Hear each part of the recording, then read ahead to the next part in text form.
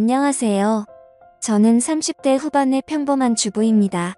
저는 어렸을 적 부모님께서 이혼하셔서 아주 어렸을 적에는 조부모님 밑에서 크다가 초등학생 되어서야 아빠가 절 데려가셨어요. 저는 늘 엄마가 그리웠고 가슴에 품고 살았습니다. 세상에서 제일 부러운 사람이 엄마가 있는 아이들이었어요. 아빠는 당시 재혼하실 여자가 있었는데 능력이 어찌나 좋으셨는지 애까지 딸렸으면서 처녀장가를 가셨습니다. 아빠는 당시 트럭으로 야채 장사를 하셨는데 그곳에서 물건 거래했던 단골 손님인 새엄마와 만나 인연이 되었다고 합니다. 새엄마는 그 근처에서 큰 건물의 회사 사람들을 대상으로 샌드위치를 팔았는데 이성으로서 매력은 없었는지 혼기를 놓쳐 시집을 못 가시다가 돌싱이었던 아빠를 만나 결혼을 하셨습니다. 서로 인사해 이쪽은 내 새엄마 되실 분이야 배울 점이 많은 분이니까 잘 지냈으면 라고 말을 하는데 당시 제 나이 15살 요새 중2병이란 말이 유행하듯이 한참 막 나가고 엇나갔던 반항기 많은 사춘기였어요. 새엄마가 생긴다고 할 때 얼마나 울었는지 모릅니다. 엄마가 너무 불쌍했어요. 그래서 얼굴도 보지 못한 새엄마가 더 미웠습니다. 가서 말썽 피우지 말고 조용히 잘 지내라. 얼마나 젊은 아가씨가 싹싹하고 예쁜지 예쁜 자식 얻어줄 여자 드물어. 내가 잘해야 내 아빠도 길을 파는 거야 알겠어 라고 하시는데 하나뿐인 손녀 걱정보다 행여나 또 결혼이 잘못될까 염려한 아들 걱정이 먼저이신 할아버지셨네요. 어찌되었든 전 아빠네 집에서 살게 되었고 새엄마는 인심 좋게 제게 다가왔습니다. 소율아 이따 나랑 쇼핑하러 가지 않을래? 실은 나 딸이 생기면 꼭 해보고 싶은 일이었거든. 됐거든요. 아주 웃겨. 누구더러 딸이래요?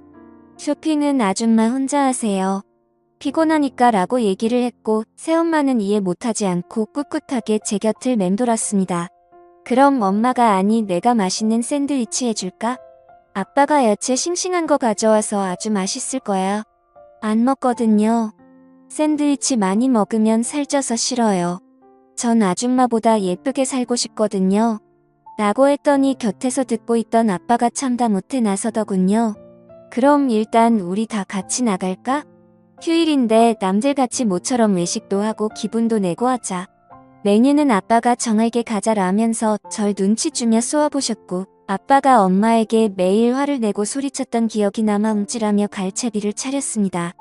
새엄마가 원하는 대로 백화점에 도착해 제 옷을 고르고 있는 사이 저는 화장실에 간다고 하고 1층으로 내려와 액세서리 행사 매장에서 빠른 손으로 몇 개를 넣었어요. 아무도 안 본 줄 알고 쇼핑하던 새엄마에게 빨리 가자고 했고 백화점 밖을 빠져나가려 하는데 그만 가로막는 경비원들에게 제 손버릇을 들키고 말았습니다. 저는 그것 때문에 부모님과 함께 경찰서에 조사를 받아야 했고 새엄마가 경찰에게 빌고 절 호적에서 파버린다는 아빠를 말린 덕분에 고비는 넘겼습니다만 저도 어쩌질 못하는 도벽 때문에 곤란한 순간들이 참 많았어요.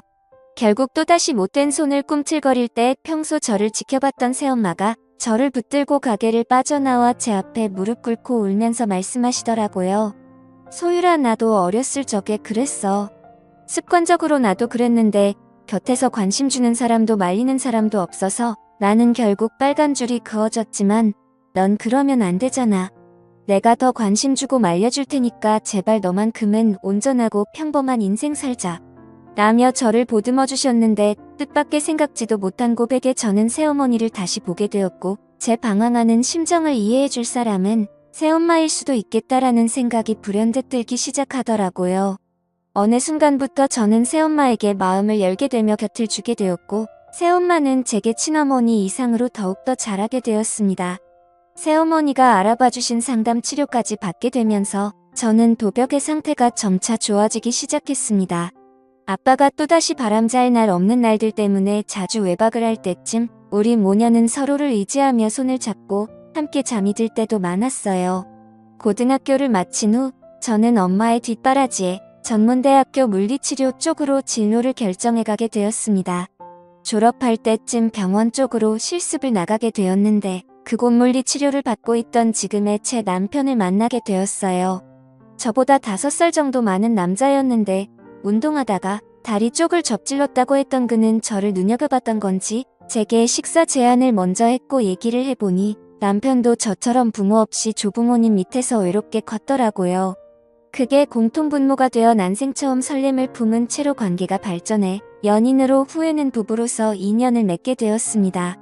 대학을 졸업한 후 2년 정도 있다가 결혼을 결심하고 제 예비 신랑을 집으로 데려갔는데 아버지가 다짜고짜 반대부터 하시더라고요. 미안하지만 난 화목한 가정에서 자란 사위를 바라네. 내 딸이 재혼 가정에서 자라받은 상처를 좋은 가정에서 자란 사람이 보듬어 줬으면 라고 하는데 제 예비 신랑을 2년 정도 봐왔지만 그 누구보다 바르고 착한 청년이었거든요. 새엄마도 간간히 제 예비 신랑을 받기에 인성을 증명해 주었습니다. 저희 모녀에 가진 설득의 아버지는 두 손 두 발을 다 들고 결국 허락해 주었고 저는 기쁜 마음으로 누구 못지않게 행복한 결혼식을 올렸습니다. 허나 결혼하고 얼마 되지 않아 아버지는 술을 사랑했던 대가를 받고 간암으로 운명하시고 말았습니다. 제 남편은 아버지 장례식에서 튼튼한 사위 노릇 아들 노릇을 했고 새엄마는 그렇게 생전 아빠가 속 썩였는데도 유달리 슬퍼하며 힘겹게 아버지를 떠나보냈습니다. 새엄마는 그 후부터 생기를 잃었고 말수가 많이 줄었어요. 퉁퉁했던 살도 너무 많이 빠져버려 마음이 아프고 걱정도 되었습니다. 게다가 사시던 집도 아버지 빚 때문에 다 넘어가게 생겨 작은 단칸방으로 쫓겨날 얘기였죠. 혼자 사시는 새엄마가 늘상 맘에 걸렸던 제 심정을 알았는지 남편이 먼저 제안을 해주었습니다.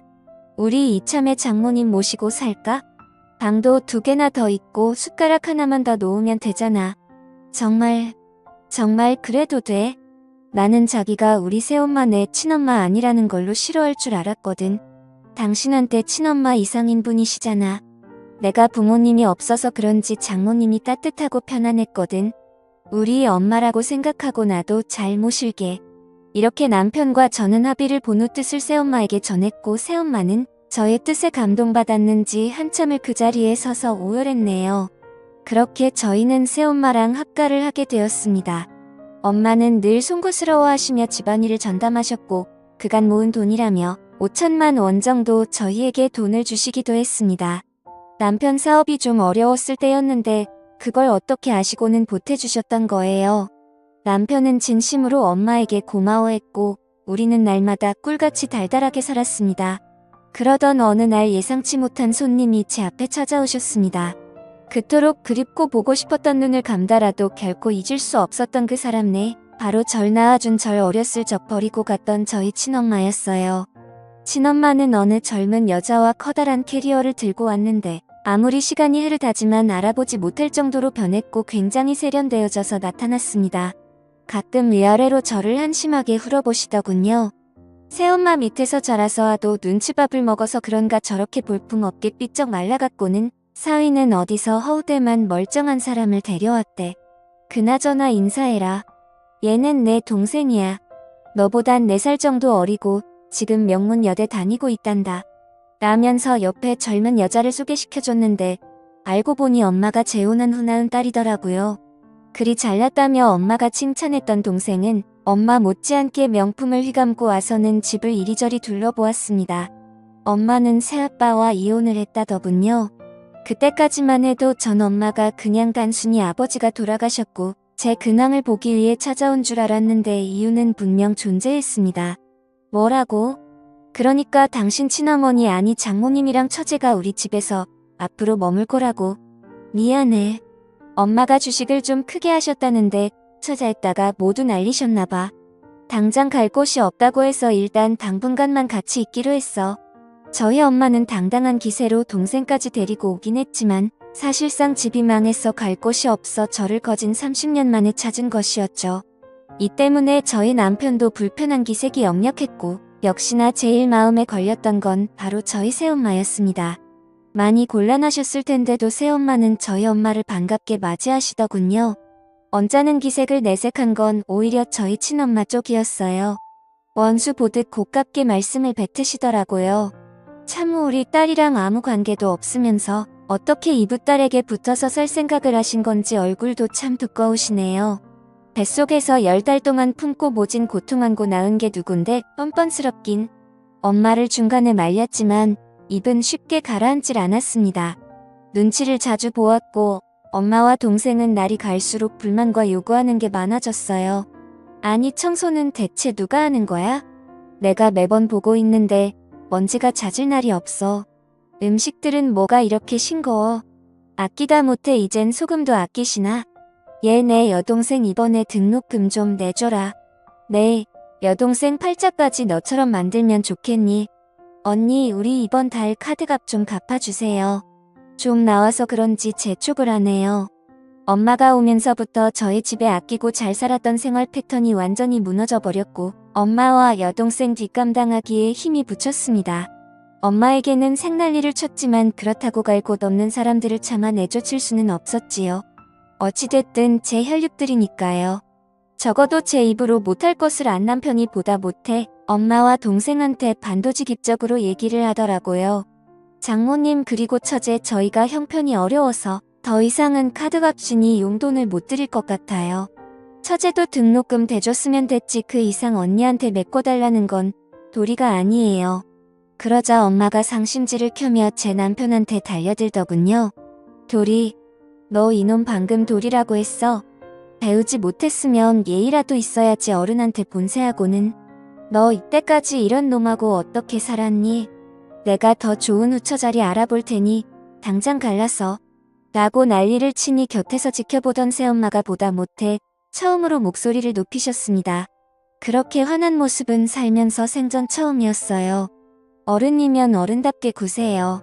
우리 사위가 틀린 말 한 것도 아니고 어른 소리했다고 갈라서라니요. 이건 아니죠. 소율엄마. 오호라 사위 녀석이 뭘 믿고 깝죽대나 했더니만 당신이 시켰구만. 내가 어린 널 놓고 나오는 게 아닌데 이런 사람들이랑 엮여서 살게 하다니 내가 얼마나 힘들었겠니. 엄마가 이제부터라도 너 지킬 테니까 저것들 다 내쫓고 엄마랑 새로 시작하자. 그는 엄마가 막 제게 아픈 곳 건드리며 얘기하는 바람에 속이 울컥거려 저는 그만하시라고 말하고 그 자리를 빠져나왔습니다. 사실은 아무한테도 얘기 못했지만 자라면서 엄마의 손이 많이 필요했고 엄마가 너무나 그리웠어요. 새엄마가 좋은 분이시고 그 역할을 해주려고 했지만 신적으로는 부족한 마음이 있었습니다. 제 친모에 대한 그리움이 늘 남아있어 엄마가 무리한 행동을 하고 있다 한들 거스르고 싶지 않았어요. 남편에게 제 뜻을 얘기해도 이해한다고는 했지만 이렇게 자주 부딪히는 날이면 무조건 새엄마 편만 들고 얘기하니 은근히 그것도 거슬리고 서운하대요. 말리는 새엄마까지 괜히 얄밉더군요. 결국 이런 식으로 늘상 식구들 모두가 복창이 터지는 날이니 이런 동거를 계속할 수는 없었어요. 저는 고민하다 남편을 따로 불러 세웠습니다. 여보 미안한데 저번에 엄마가 우리에게 준 돈 회사에 쓴 거 다시 돌려줄 순 없어. 지금 당장 이용 통하기가 쉽진 않지. 당신도 알다시피 사업에 급한 불끈을 했었고 나머지 좀 남긴 건 친장모님 처제 카드값이랑 등록금 하느라 다 나갔잖아. 왜 그러는데? 당신 설마 지금 분위기가 안 좋잖아. 자꾸 부딪혀서 맨날 가정에서 큰 소리가 오가니까 스트레스 받기도 하고 이럴 바엔 좀 떨어져 있는 것도 괜찮을 것 같아서. 그럼 친장모님하고 처제가 나가야지 왜 우리 장모님을 떨어져 있게 하는 건데? 30년 만에 날 보러 온 엄마와 동생을 어떻게 내보내 그럴 순 없어. 아무리 그래도 내 부모고 형제야. 다 내 핏줄들이라고. 난 절대 그렇게는 못해. 그럼 정말 어쩔 수 없네. 친장모님이랑 처제는 당신이 모시고 우리 장모님은 앞으로 내가 모실게. 나도 지금 친장모님하고는 매번 이렇게 살기 싫다. 저는 그게 무슨 말이냐고 엄마를 모시면 나하고는 어떻게 할 거냐고 했더니 미안하다며 엄마랑 여동생이 떠나면 그때 돌아오겠다고 저를 외면했습니다.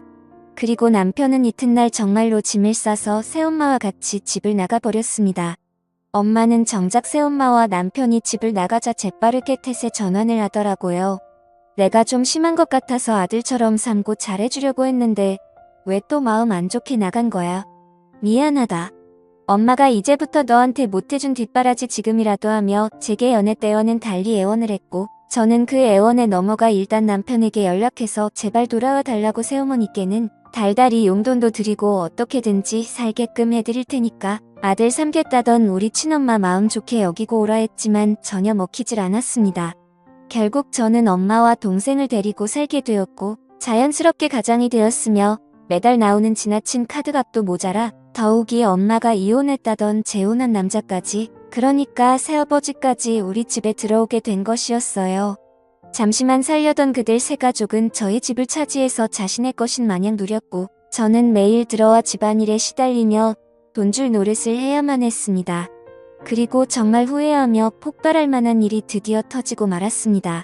좋은 사람 만나서 아무래도 결혼해야 할 것 같은데 예단 좀 대줘요 라면서 배를 어루만지는 배를 보며 공부하라고 등록금 대주었더니 엉뚱한데 시간을 썼는지 임신한 배를 만지며 갸륵하게 웃는데 눈앞이 캄캄했습니다.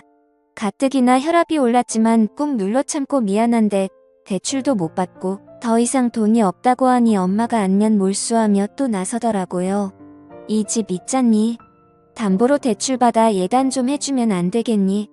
내 세부 될 사람이 아주 마치 예비 법조인이라니까. 지금 로스쿨 다닌다는데 어디 법조인 사위를 얻어봐 왜 돈도 다 갚고 너은에 모른 척 하겠니? 애시당초 내 남편하고는 근본부터 다른 사람이라니까. 돈 좀 남으면 내 새아빠 재계하게끔 투자도 좀 하고 지금은 비록 망했지만 한방에 있는 사람이야. 저는 엄마의 말에 이성을 잃고 그 자리에서 소리를 지른 뒤 바닥에 주저앉고 말았습니다. 그리고 내가 살기 위해 그 집에서 빠져나와서 한참을 걸었어요. 어디서부터 뭐가 그렇게 잘못된 건지 난 그저 엄마가 그리워서 보고 싶어서 같이 모시고 싶었던 것뿐인데 엄마는 제가 생각해온 사람이 아닌 게 문제였던 걸까요? 오늘따라 유난히 새엄마와 남편이 그리웠습니다. 감정에 북받쳐 나오긴 했지만 갈 곳이 없더라고요. 큰맘 먹고 괜찮겠지 마음 먹고 다시 들어갔는데 도어락을 조심히 열고 들어가니 오붓하게 세 식구가 TV 보며 하하호호 즐겁게 지내고 있더이다. 누구도 원망할 수 없었고 그대로 돌아설 수밖에 없었어요. 세월이 무정한 탓인지 인간의 이기심 탓인지 친엄마의 진짜 모습 앞에 진심으로 후회를 하며 남편에게 연락할 수밖에 없었습니다. 당신이 옳았다고 하며 전화기를 붙들고 한참이나 울었습니다. 남편이 제 절실한 말을 듣고 바로 제 앞에 오더라고요. 곁에는 새엄마도 함께였고 앙상해져 버린 저를 맞아주며 안쓰럽게 눈물 짓고 온 저를 다독여주었습니다. 괜찮아 소율아. 아무 말 안 해도 그 심정 내 잘 안다. 엄마 품으로 잘 돌아왔어. 내 새끼 미안해. 엄마 가슴 많이 아팠지. 엄마가 우리 엄마인데 나를 생각해준 건 우리 엄마밖에 없었는데 그깟 핏줄이 뭐라고 그딴 게 뭐라고. 새엄마의 품이 이토록 포근했는데 친엄마 품은 더 그립고 포근할 줄 알았던 착각이 절 무너지게 만들었습니다. 남편은 저와 새어머니를 모시고 저희 집으로 들어갔고 정중하지만 단호하게 그들에게 집에서 나가달라 했지만 못 나가겠다고 대자로 뻗고 통곡하고 남편은 역정을 내며 온갖 욕설을 다 듣고 끝내는 경찰까지 오고서야 마무리가 되었습니다. 남편과 저 새엄마의 꼴은 정말이지 말이 아니었어요. 그들은 한스럽게 억울한 듯 경찰 앞에 진술을 했지만 집이 남편과 저의 공동 명의로 되어 있었던 터라 나갈 수밖에 없었죠. 친엄마는 다시 한번 제 마음을 흔들기 위해 팔린 핏줄을 운운하며 애원했지만 더 이상 속을 수 없었어요. 왜냐하면 저는 핏줄보다 소중한 남편과 핏줄 그 이상으로 사랑한 엄마를 지키고 싶었으니까요. 비록 친엄마를 다시 잃기는 했지만 후회하진 않습니다. 저의 가족은 다시 행복하게 살아나가고 있네요. 언제까지나 제 가족들과 온전하고 평안하게 함께 살고 싶습니다. 핏줄보다 중요한 건 신뢰와 정이란 걸 알았으니까요.